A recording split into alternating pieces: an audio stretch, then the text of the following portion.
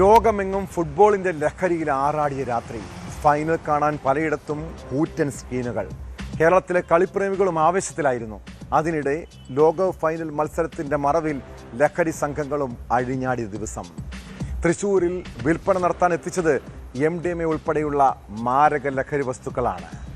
എക്സൈസിന്റെ മിന്നൽ പരിശോധനയിൽ MDMAയുമായി 2 യുവാക്കൾ അറസ്റ്റിലായി. മുള്ളൂർക്കര സ്വദേശികളായ സുനിലും ജിഷ്ണുവും ജില്ലയിലെ പ്രധാന ലഹരി ഇടപാടുകാരെന്നാണ് വിവരം.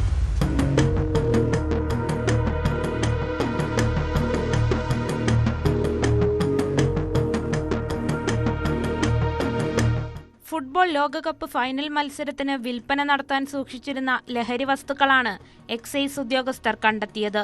ഫൈനൽ നടന്ന കഴിഞ്ഞ ദിവസം രാത്രി 10 മണിയോടെ സ്പെഷ്യൽ ഓപ്പറേഷന്റെ ഭാഗമായിട്ടായിരുന്നു പരിശോധന.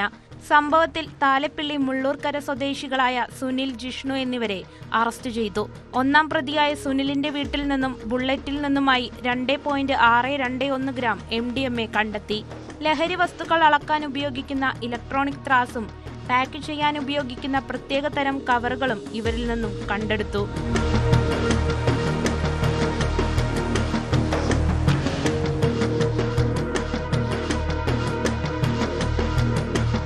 പ്രതികൾ വലിയ തരത്തിലുള്ള ഇടപാടുകൾ നടത്തുന്നവരാണെന്ന് എക്സൈസ് ഉദ്യോഗസ്ഥർ സംശയിക്കുന്നുണ്ട്.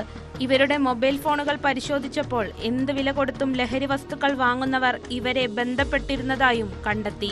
ഇതിന്റെ അടിസ്ഥാനത്തിൽ 2 പ്രതികളുടെയും ബാങ്ക് ഇടപാടുകൾ പരിശോധിക്കാൻ ഒരുങ്ങുകയാണ് ഉദ്യോഗസ്ഥർ.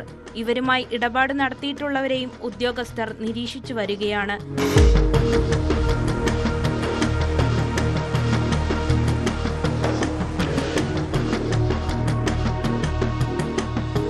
ന്യൂസ് 18 തൃശൂർ. കൂടുതൽ വാർത്തകൾക്ക് news 18 Keralam YouTube channel subscribe ചെയ്യുക.